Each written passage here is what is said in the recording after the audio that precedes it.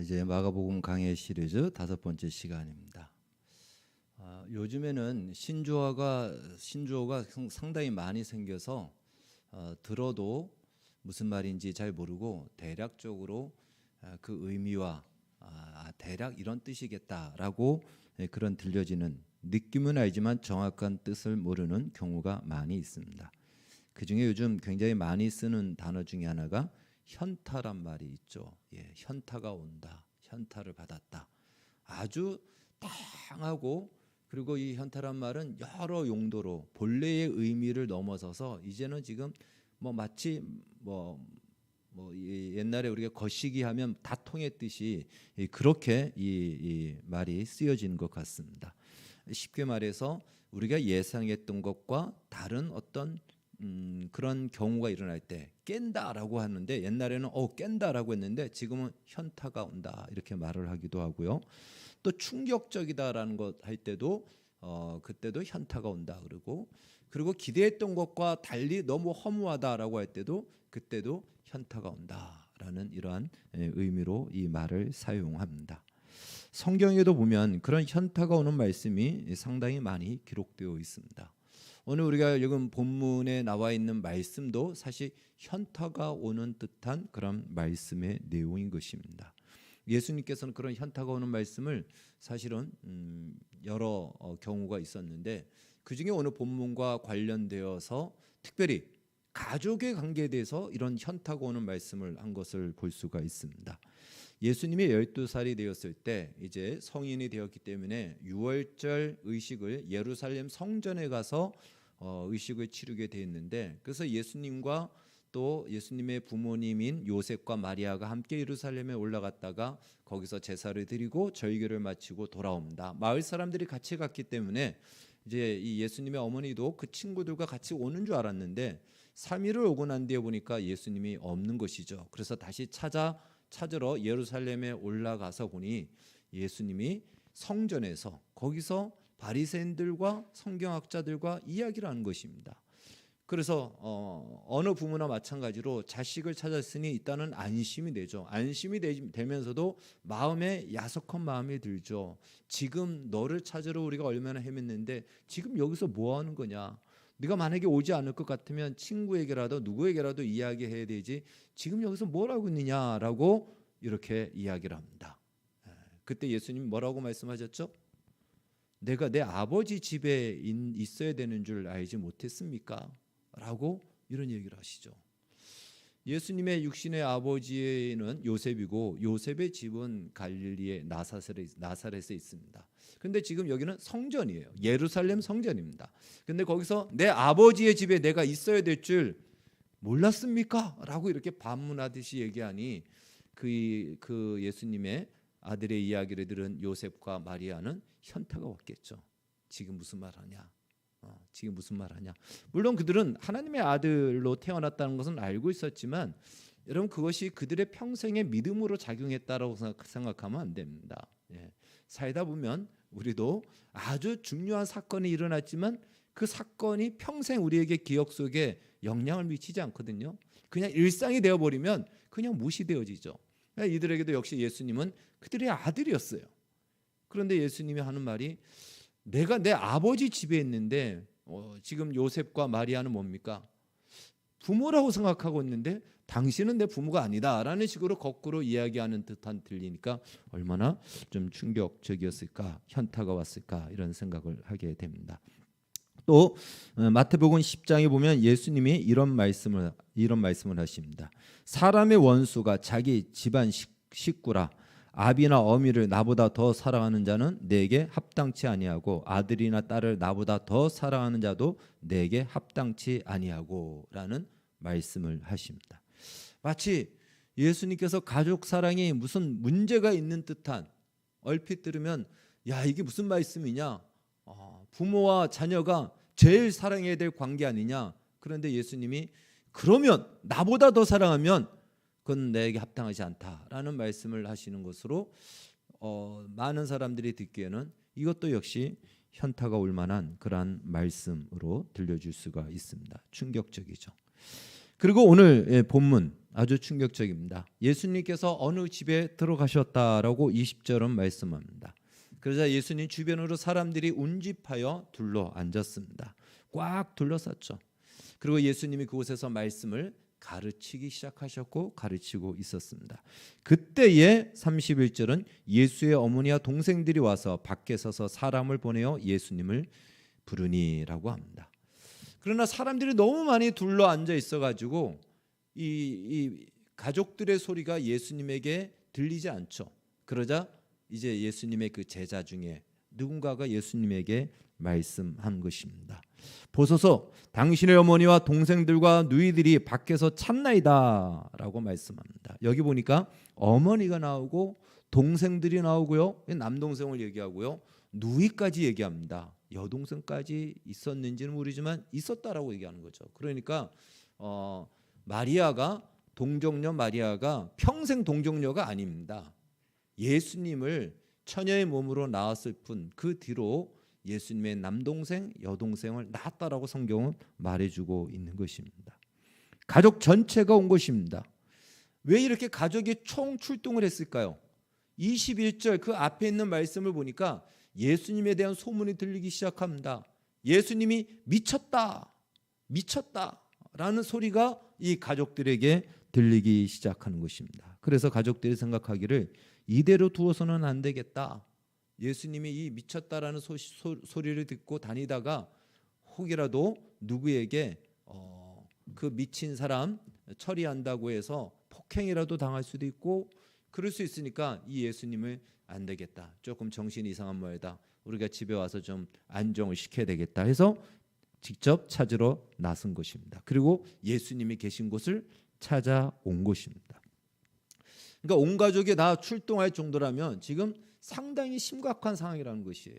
오늘 이 시대로 얘기한다면 경찰서에다가 실종 신고하고 어디 있는지 찾고 그리고 여기저기 전담 뿌리고 해서 그 예수님을 수소문해서 이제 예수님이 있는 그곳을 찾아간 겁니다. 굉장히 가족 전체가 동원될 정도니까 심각했다라는 것입니다. 쉽게 말해 가족인 우리가 아니면 누가 예수님을 보호해주고 지켜줄 수 있단 말인가?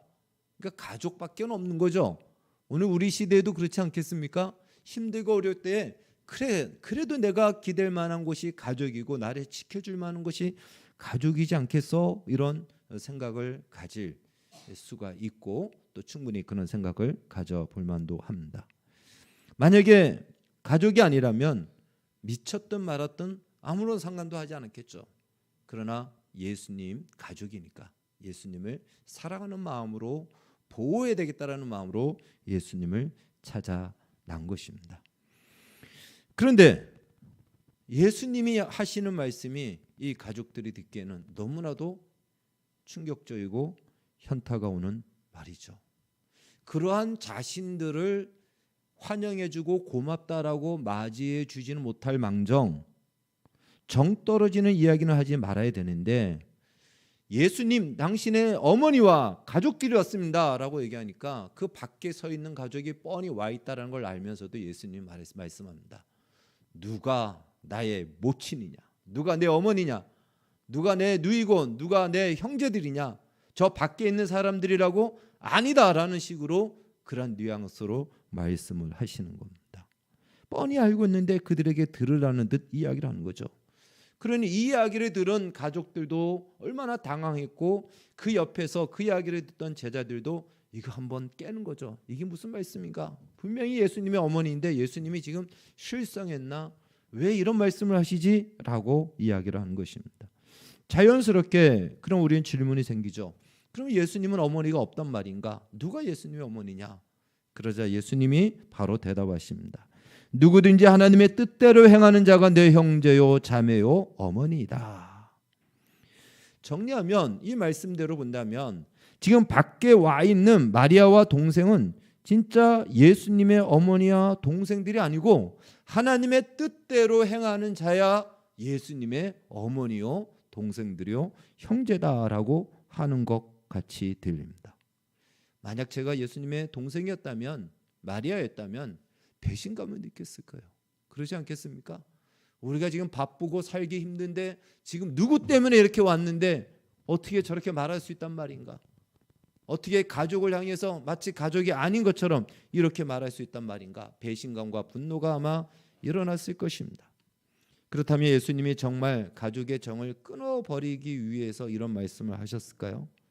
그렇지 않죠. 성경의 기록을 보면 예수님이 12살 때 그 예루살렘 성전에서 여기가 내 아버지 집이고 내가 여기에 있어야 될 줄을 알지 못했습니까? 이런 말씀을 하시고 난 뒤에 예수님이 아주 당돌하게 불효막심한 이야기를 했다라고 들릴 수 있겠지만 성경은 곧바로 이야기합니다. 예수께서 함께 내려가사 나사렛에 이르러 순종하여 받으시더라. 예수님이 그 부모님을 순종하고 부모님에게 순종하고 부모님을 잘 받들었다라고 성경은 기록하고 있습니다. 뿐만 아니라 예수님이 마지막 십자가에 달려 돌아가실 때 이때 예수님의 육신의 아버지인 요셉은 이미 죽은 상태입니다. 일찍 죽은 걸로 나옵니다. 그래서 이제 맏아들인 예수님이 세상을 떠나니까 예수님의 어머니 마리아, 물론 예수님의 동생들도 있겠지만 예수님이 담당해야 되겠다라는 이 마음이었겠죠.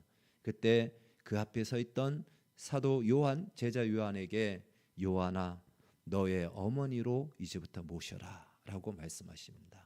그리고 어머니에게 보소서 아들입니다. 이제 나 대신 이 요한이 당신의 아들이 되어서 당신을 섬길 겁니다. 그러니까 예수님이 세상을 떠나면서도 이 어머니를 책임질 수 있는 사람을 맡기고 또 그 보호책을 마련하는 것을 봤을 때 예수님이 가족을 정 떨어지게 하고 가족의 정을 끊기 위해서 이렇게 했다라는 것은 아닌 것입니다. 예수님이 이렇게 하신 이유가 있습니다. 그것은요, 오늘 우리가 읽은 본문, 제가 이제 그 마가복음을 강의하면서 이 마가복음에 굉장히 많은 사건들이 일어나는데 사건마다를 다 다루지를 않습니다. 그렇게 다루려면 정말 오래 걸리거든요. 그래서 주요한 부분만 다루는데 사실은 근데 그 사건들이 대부분 다 잘 연결이 돼 있습니다. 이 사건으로 끝나지 않고 바로 그 뒤의 사건과 연속되어지는 어떤 배경이 됩니다. 그래서 오늘 본문 앞에 한 사건이 있어요. 어떤 사건이 일어나면 바알세불 논쟁 사건이 일어납니다. 다른 말로 예수님이 귀신을 쫓아내는 것을 보고는 이 서기관들 또는 바리새인들이 말하기를 귀신이 쫓겨나오는 것을 보고는 와 하나님의 아들이다 이렇게 말하지 않고 뭐라고 얘기하죠? 귀신의 왕 바알세불의 힘을 입어가지고 귀신을 쫓아낸다. 이게 누가 이런 일을 합니까? 무당이 하잖아요. 예수님이 마치 무당이다라는 것처럼 이렇게 얘기하는 거죠. 이 바알세불 논쟁이 있습니다. 근데 오늘 우리가 읽은 성경, 이 마가복음에 나와 있는 그 본문 앞에 나와 있는 성경은 동일하게 마태복음 12장과 누가복음에도 똑같이 기록되어 있거든요. 근데 거기서는 똑같은 바알세불 논쟁을 하면서 말씀 하나가 추가되어 있습니다. 거기서 예수님이 이런 말씀을 하십니다. 누가복음 11장에 보면 이런 말씀합니다. 내가 만일 하나님의 손을 힘입어 귀신을 쫓아낸다면 하나님의 나라가 이미 너희에게 임하였으니라. 다시 말해 지금 귀신이 쫓겨나가고 있지 않느냐? 이건 무슨 말이냐? 이건 무슨 증거냐? 하나님의 나라가 지금 이곳에 너희 가운데 임하였다라는 것입니다. 내가 귀신의 힘을 입어서가 아니고 하나님의 성령에 힘입어서 귀신을 쫓아내고 있는 이 현실, 이 현장은 하나님의 나라가 지금 너희에게 임하였다라는 분명한 증거다라고 말씀하시는 것입니다. 우리가 마가복음을 시작할 때에 마가복음에서 가장 중요한 것은 1장 1절의 선언입니다. 하나님의 아들 예수 그리스도의 복음의 시작이라는 말씀으로 시작합니다. 즉 예수님이 오심으로 복음이 시작되었다라는 것이에요. 여러분 복음이라는 말 우리가 계속 반복해서 듣고 있죠. 획기적인 놀라운 소식, 놀라운 사건의 소식이 복음이라는 뜻이라고 얘기했습니다. 그 소식이 어떤 소식이죠? 경천동지하고 천지가 개벽할 만한 그런 소식이에요. 하늘과 땅이 다 놀라고 새로운 시대가 열렸다라는 바로 수천 년의 인류 역사를 마감하고 새로운 시대, 하나님이 기대하고 하나님이 꿈꾸었던 하나님이 주시려고 했던 새로운 시대, 새로운 나라, 새 역사가 시작되었다라는 강력한 선언이 예수 그리스도의 복음의 시작이라, 복음의 시대가 이제 선언됐고 열렸다라는 것입니다. 그리고 마가복음은 그 새로운 시대가 어떻게 진행되어지고 어떻게 완성되어지는지를 이제 구체적으로 하나하나씩 설명해 주고 있는 것이 예수님의 공생의 사건인 것입니다. 그 중에 하나가 무엇이라고요? 귀신을 쫓아내는 것입니다. 지금까지 인류 역사 속에 있을 수 없었고 있지도 않았던 사건입니다.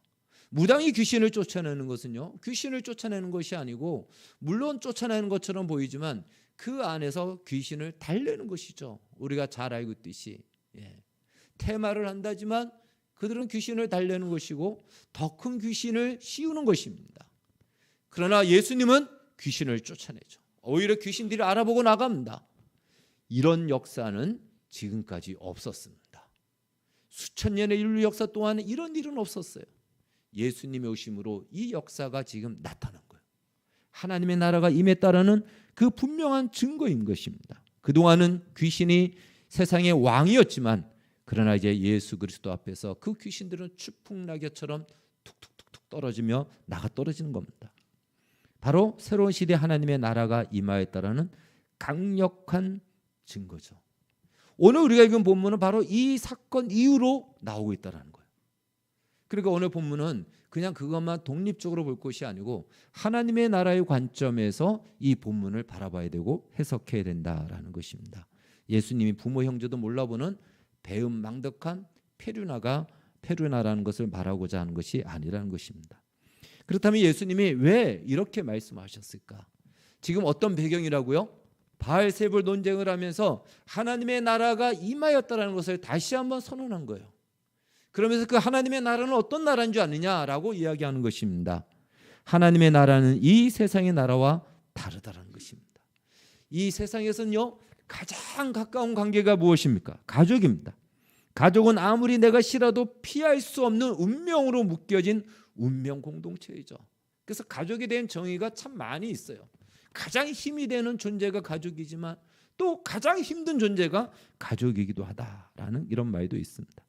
어찌됐든 가족은요, 끊을 수 없고 자를 수 없어요. 가족 관계를 의절한다라고 할지라도 그러다 여전히 내 안에 가족이라는 것은 부인할 수 없는 사실인 것이죠. 가족만큼 끈끈하고 강력한 관계는 없습니다. 누가 나를 위해서 나의 장기를 대신 기증해 줄 수 있는 사람이 신장 하나를 누가 나에게 띄워줄 수 있겠습니까? 가족입니다. 가족의 사랑 무엇으로도 비교할 수 없을 만큼 아주 강력하죠. 대신 죽어줄 수도 있는 존재가 있다면 아마 가족일 것입니다. 그러나 하나님의 나라는 이 세상에서 가족을 구성하는 혈통적 관계로 갈 수 없다는 것입니다. 지금 예수님을 비난하고 비방하고 공격하는 사람들은 누구냐면 바리새인들과 서기관들이에요. 이들은요, 모두 아브라함의 자손이라고 자부하는 사람들입니다. 그들은 자신들이 선택받은 선민이기 때문에 당연히 천국행이다라고 생각하는 사람들이에요. 우리는 자동으로 천국 갈 거야. 왜? 우리는 선민이고 아브라함의 혈통을 받은 민족이기 때문에 라고 생각하는 것입니다. 그때 예수님의 가족들이 찾아온 거예요. 예수님이 정확하게 이들의 생각을 뚫고 이들의 그 잘못된 선입견과 이 오판, 이것을 지금 지적하는 것이죠.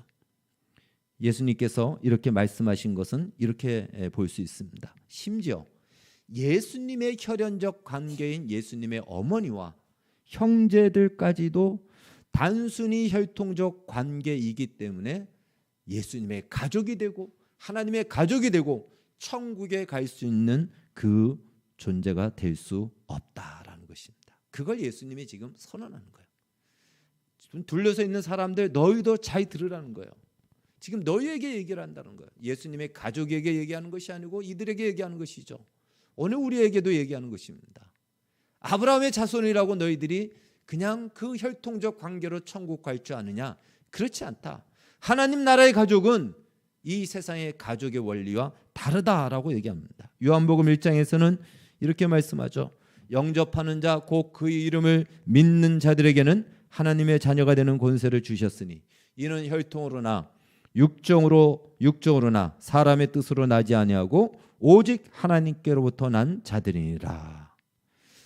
새로운 시대 새로운 하나님의 나라가 활짝 열렸는데 그 나라는 혈통적 관계, 다시 말해 인간의 어떤 조건과 자격, 인간이 갖춘 어떤 조건으로 들어갈 수 있는 나라가 아니다라는 하나님 나라에 대한 하나님 나라의 원리를 새롭게 선언하고 있는 것입니다. 만약에 그렇다면 그것은 복음일 수가 없죠. 나는 아브라함의 자손이기 때문에 나는 들어갈 수 있다라는 것은 복음이 아닙니다. 그건 하나의 조건이 되는 것이죠. 복음이 될 수가 없는 것입니다. 하나님의 나라는 인간의 어떤 조건이나 자격이 아닌 하나님의 은혜로만 들어가는 것이죠. 그런데 그 하나님의 은혜를 거부한다면, 그 은혜를 배신하고 배반하고 은혜를 받아들이지 않는다면, 그것이야말로 오늘 본문 앞에 나와 있는 바로 마지막 절 30절에 나오죠. 성령 해방죄요, 성령을 모독하는 죄로서 영원히 용서받지 못한다라고 하는 것입니다. 다른 말로 인간의 어떤 조건으로는 들어갈 수 없지만 하나님의 은혜까지도 거부한다면 그는 구원받을 수 있는 기회가 없고 영원히 구원받지 못한다라는 것입니다. 그래서 새로운 시대, 새로운 나라, 하나님 나라에서는 이전에 세상에 있던 가족이 아닌 새로운 가족이 만들어진다라고 말씀하시는 거예요. 누가 과연 하나님 나라에서 가족인가? 그것을 오늘 예수님이 말씀하십니다. 35절 말씀 우리 다 함께 읽겠습니다. 다시 한번 35절 시작. 누구든지 하나님의 뜻대로 행하는 자가 내 형제요 자매요 어머니니라. 하나님의 뜻대로 행하는 자가 바로 예수님의 형제요 예수님의 자매요 어머니입니다. 이 말씀을 하나님의 뜻대로 행하면 예수님의 가족이 될 수 있고 하늘나라의 가족이 될 수 있는 자격을 준다라는 말일까요? 그러면 하나님의 뜻대로 행한 것이 무엇이 되죠? 하나의 자격과 조건이 되죠. 그것이 복음일까요? 복음이 아닙니다. 혹시 이렇게 듣는 분들이 있을 거예요. 요즘에는 워낙 강력하게 가르치는 분들은 오늘 이 본문에 나와 있듯이 하나님의 뜻대로 행하지 않으면 그는 구원받은 사람이 아닙니다. 하나님의 가족이 아닙니다. 라고 이렇게 이야기할 겁니다. 왜요? 우리의 신앙생활을 너무 느슨하게 하고 너무 세상과 타협하면서 하니까 이렇게 강한 충격을 줘야지만이 정신을 차리니까 아마 그렇게 이야기할 수도 있습니다. 그러나 내가 하나님의 뜻대로 산다고 하여 하나님의 가족이 된다면 그것도 하나의 뭐가 되죠? 조건이 되는 거예요. 그건 복음일 수가 없는 거예요. 그건 나의 힘으로 내가 지켰기 때문에 천국에 가는 겁니다. 그건 성경이 말하는 복음이 아닌 것입니다. 그렇다면 이 말씀은 무슨 말씀일까요? 하나님 나라에서의 가족은 이 세상 나라에서의 가족과 그 원리가 다르다는 것을 말씀하시는 겁니다. 세상에서는요, 혈통의 피에 의해서 가족이 되지만 하나님 나라에서는 하나님의 말씀의 씨가 심령 가운데 뿌려져 그 심령 깊은 곳에 뿌리를 내리고 그 씨가 마치 내 열매를 맺게 하는 것으로 가족이 만들어진다는 거예요. 그것을 얘기하는 겁니다. 다시 말해 하나님의 말씀이 우리의 인격과 삶 속에 열매를 맺히고 우리의 인격과 삶 속에 나타남으로 말미암아 그 은혜를 경험하는 자들이 모인 그곳이 바로 하나님 나라의 가족 공동체다라는 것입니다. 육신의 눈으로 가족은 볼 수가 있죠. 생김새도 비슷하고 혹은 혈액형도 비슷하고 현미경으로 보면은 유전자도 DNA가 비슷하고 다 보여요. 하나님 나라의 가족은 보이지 않습니다. 하나님의 말씀도 보이지 않습니다. 그 말씀은요, 단순히 우리의 피부 속에 있는 세포 속에 있는 그곳에 심겨지는 것이 아니고 우리의 심령 가운데 심어지는 겁니다.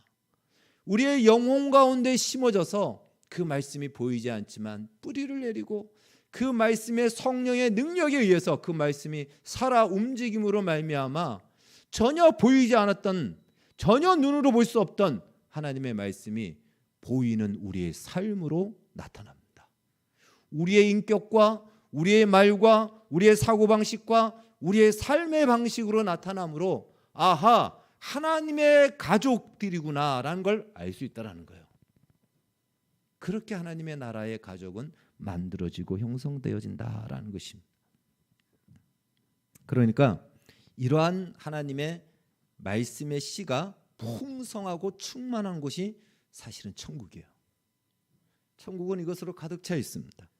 이 땅에서는 충만하지가 않죠. 아직까지 우리 자신도 충만하지 않죠. 어쩌면 우리 말씀이 우리 안에 심령에 심겨졌는데 아직까지 그 심령의 땅 위로 올라오지도 못한 사람도 있을 겁니다. 없다라는 것이 아니에요. 그러나 아직까지 그냥 그 안에 뿌리는 내리는데 아직까지 올라오지 않아서 구원은 받았지만 하나님의 가족의 모습이 전혀 보이지 않는 사람도 있을 겁니다. 오늘 예수님이 말씀하시는 거예요. 하나님의 가족은 하나님의 말씀이 심령에 심어지고 그 말씀이 뿌리를 내리고 자라 열매를 맺히는 것으로 하나님의 가족임을 확인할 수 있고, 그렇게 하나님의 가족은 형성되어지고 만들어진다라는 것입니다. 그걸 말씀하시는 겁니다. 그러니까 예수님께서 병자를 고치시고 귀신을 쫓아내고 파도를 잔잔하게 하고 이런저런 많은 소위 초월적인 능력, 이 모든 능력도 하나님의 나라가 임했다라는 분명한 증거입니다. 그러나 그것이 하나님이 꿈꾸는 하나님의 나라는 아니에요. 하나님이 나라가 임했다라는 증거일 뿐 진짜 하나님의 나라는 무엇이다? 하나님의 말씀이 열매로 나타나는 겁니다. 그 말씀이 우리의 심령에 새겨져서 우리의 삶의 모습에서 나타나는 것, 그것이야말로 하나님이 바라보고 기대하는 하나님 나라의 모습인 것입니다. 그러나 그 당시도 그렇고 오늘 우리도 그렇고 우리의 관심과 기대는 어디에 있죠? 이 초월적인 능력에 우리의 관심이 다 집중되어 있습니다. 기적에 다 집중되어 있습니다. 뭔가 눈으로 보여지는 현상들, 귀신이 쫓겨나가고 병이 낫고 어떤 보여지는 현실적인 무엇이 생기고 이루어지는 그것에 초점이 맞추어져서 마치 그곳은 하나님의 나라가 임하는 것 같고 하나님의 역사가 이루어지는 것 같고 그 역사만 쫓아다니는 사람들이 있고 그 역사가 일어나는 교회만이 뭔가 하나님이 함께하는 교회인 것처럼 여겨질 때가 있다는 거예요. 그러나 그것은요, 하나님의 나라가 임했다는 증거일 뿐입니다. 메인이 아니에요. 근데 우리는 자꾸만 그 메인이 아닌 것이면 우리의 인생을 다 걸고 살아갈 수가 있는데, 하나님이 기대하는 것은 이것은 새로운 시대가 열렸다라는 증거야. 이제 이전에 맺을 수 없던 그 시대는 끝났고 이제는 하나님의 나라의 그 모습을 너희들이 살아갈 수 있는 자격과 기회가 주어졌다라는 증거야. 그러니까 이제부터 너희들은 하나님의 나라로 살으라. 하나님의 나라의 백성으로 살으라. 그 시대가 열렸다. 그걸 자랑스럽게 여기고 영광으로 여기고 하나님이 기대하는 하나님 나라로, 하나님의 가족으로 살으라. 이것이 제자들에게, 오늘 우리에게 주시는 말씀인 것입니다. 쉽게 말해 이전까지는요, 하나님의 가족으로 살 수 없는 현실이었습니다. 마치 이하도 같죠. 일제 식민지 시대에 우리가 한글을 사용할 수 없었던 것과 똑같습니다. 한글을 사용하면 처벌을 받고 한글을 사용하면 무시를 당하고 출세도 하지 못했던 그 시절, 만약 어쩌면 그 시간이 더 길어졌으면요, 한글은 혐오의 대상이 될 수도 있었을 것입니다. 한 세대가 넘어가고 두 세대가 넘어가면은 아마 그럴 수도 있었을 겁니다. 그런데 해방이 되었죠. 그러면 이제부터 한글을 마음껏 사용할 수 있는 기회가 주어졌다는 거예요. 이제는 한글을 마음껏 사용해도 된다라는 정도가 아니고 한글을 사용하는 것이 대한민국 국민으로서 자랑스럽게 여길 가치가 있는 것이 되었다는 겁니다. 마찬가지입니다. 이전에는 하나님의 말씀으로 살 수 있는 시대가 아니었어요. 왜? 사단이, 귀신이 왕이었던 시대입니다. 지배했던 시대입니다. 그래서 하나님의 말씀대로 살 수가 힘들고 어려운 시대였지만 예수님의 오심으로 사단의 권세를 꺾으셨고 예수님이 이제는 여시고 만들어 가시는 그 시대가 된 것이에요. 시대가 바뀌었어요. 해방이 된 것입니다. 그렇기 때문에 이제는 한글을 사용하는 것이 당연하고 자랑스럽게 여기듯이 하나님의 가족으로 하나님의 말씀을 따라 사는 것을 자랑스럽게 여기고 기쁨으로 여기고 영광으로 여겨야 되는데, 우리는 그걸 여전히 부끄러워하고 여전히 눈치를 보고 여전히 우리는 다른 것에 우리의 시선과 초점이 모아져 있다라는 것입니다. 더 이상 눈치를 보고 두려워하고 무수할 이유가 없는 것입니다. 제자들도 물론 그렇습니다. 그러나 그들이 이제 성령을 받고 사도행전에 가면 변화된 하나님의 가족의 모습을 보여주죠. 그 전까지도 그들도 똑같이 우리와 같이 두려워하고 무서워하고 세상 눈치를 봤는데 성령 받고 난 뒤에 하나님의 말씀이, 예수님의 말씀이 그들의 심령에 심어졌는데 그곳에 성령이 오심으로 말미암아 성령의 능력으로 그 말씀의 능력이 나타나니 그 말씀대로 순종하며 살기를 시작하기를, 복음을 전하다 잡혔을 때 이제 복음을 전하지 말라라고 얘기하니까 베드로와 요한이 담대히 이렇게 얘기합니다. 베드로와 요한이 대답하여 이르되 하나님 앞에서 너희의 말을 듣는 것이 하나님의 말씀을 듣는 것보다 옳은가 판단하라. 우리는 보고 들은 것을 말하지 아니할 수 없다 하니, 비로소 제자들 안에 뿌려진 이 씨가 열매로 나타나는 바로 그 시간이 되었던 것입니다. 하나님 외에 두려워할 대상이 없고 하나님만이 우리의 인생과 역사의 최종 심판자가 되시기 때문에 우리는 그 말씀을 따라 살 것이다.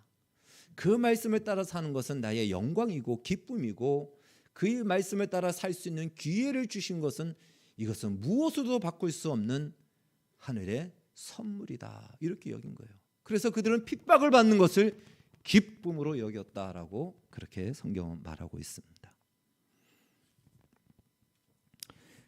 우리는 그의 말씀을 따라 사는 것을 여전히 힘들어합니다. 물론 우리의 삶의 현실이 우리가 말씀을 따라 산다고 해서 이 세상에 인정해 주지 않고 오히려 무시를 하고 때때로 조롱을 하기 때문에 우리는 여전히 세상을 두려워합니다. 그러나 사실은요, 우리가 그렇게 살면 세상은 두려워합니다. 우리가 그렇게 살면 세상은 두려워합니다. 섬김받고자 하는 이 세상, 섬김받는 사람이 가장 우뜸이라 생각하고 섬김받는 사람이 참 세상에서 인정받는 거라고 생각하지만 섬김받을 수 있는 자격 있는 사람이 섬길 때 섬김받기를 최고로 여겼던 사람은 부끄러워할 겁니다. 그래서 우리가 말씀대로 살면 세상은 마치 우리를 무시하고 짓누르는 것 같지만 그들은 부끄러워할 수밖에 없어요. 오히려 우리를 두려워합니다. 하나님의 말씀대로 사는 것을 자랑스럽게 영광으로 여기시기를 바라겠습니다. 그래서 엄밀히 말해 우리의 영혼을 위해서는요, 어쩌면 여러분의 혈통적 부모 형제보다 영적 공동체의 가족들 혹은 영적 지도자가 더 여러분을 위한 조언을 줄 수 있다는 것이에요. 왜 그러냐면 혈연적 관계의 가족은 육신의 안전을 위해서는 아낌없는 도움도 주고 조언도 하지만 정말 그 영혼을 위해서는 정말 필요한 말을 잘 못합니다. 그래서 교회가 필요한 거예요.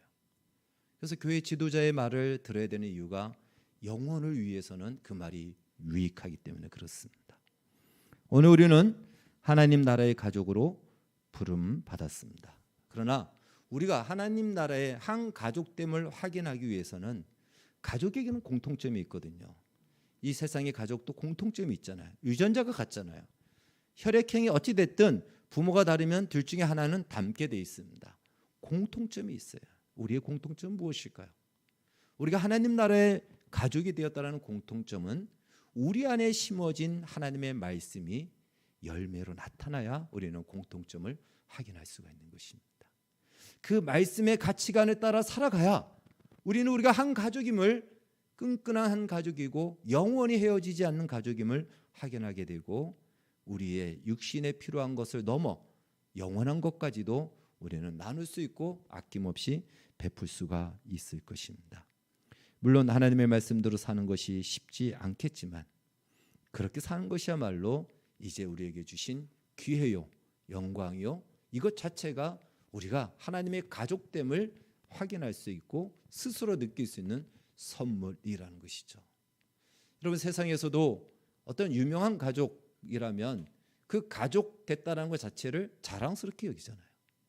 아니, 가족이 아닌 그 사람과 알고 있는 것만으로도 자랑스럽게 여기잖아요. 자기가 마치 그 사람이 된 것처럼 그 사람이 내 친구라고 이야기하면서 다니지 않습니까? 우리가 하나님의 가족, 예수님의 가족 되었다라는 것을 자랑스럽게 여긴다면 그의 말씀대로 우리가 사는 것을 우리 역시 자랑스럽게 여겨야 됩니다. 근데 우리의 생각 자체가 그거는 나와 상관없고 그렇게 사는 것은 뭔가 맞지 않다라고 아예 생각 자체를 그렇게 하면 정말 우리에게 뿌려진 씨는 흙 위로 올라오지도 못한 채 어쩌면 우리의 생애가 끝날 수가 있다는 것입니다. 오늘 예수님께서는 우리를 하나님의 가족으로 부르셨습니다. 하나님 나라의 가족이 된 것을 정말 축하합니다. 우리 옆에 있는 분들 하나님 나라 가족 된 걸 축하합니다. 같이 인사하겠습니다. 시작. 하나님 나라 가족 된 것을 축하합니다. 이제 이후로 우리에게 뿌려진 하나님의 말씀의 씨가 뿌리를 내릴 뿐더러 가지를 내고 그 말씀이 열매로 나타날 때 저 사람에게도 나와 같은 열매가 나타나는구나. 나에게도 저 믿음의 사람과 같은 열매가 나타나는구나. 역시 우리는 예수 그리스도 안에서 한 가족인 것을 확인하고 그것으로 격려하며 또 그것을 소망하며 기뻐하는 우리의 인생이 되어지기를 주의 이름으로 축원합니다. 기도하겠습니다. 하나님 아버지 감사합니다. 우리를 하나님 나라의 가족으로 부르셨고 이제 그 가족으로 만들어 가시는 과정 속에 있는 줄 압니다. 하나님의 말씀에 뜻을 따라 사는 것이 곧 예수님의 가족됨을 우리가 형성하고 확인하는 것인데 우리의 인생 동안 주의 말씀대로 살아가는 것 힘들고 어렵지만 영광으로 여기고 예수님의 가족됨을 기쁨으로 여겨 그 뜻을 쫓아 사는 우리 모두가 되게 하여 주시옵소서. 그래서 서로 우리가 한 가족됨을 기뻐하고 하나님의 나라가 우리를 통해서 세상 가운데 활짝 보여지고 증거되게 하여 주시옵소서. 이렇게 살고자 하는 주의 백성들의 인생 속에 필요한 모든 것들도 우리 하나님께서 놀라운 능력으로 공급하셔서 이 세상에 속한 모든 주권이 주께 있음을 알게 하여 주시옵소서. 예수님의 이름으로 기도하옵나이다. 아멘.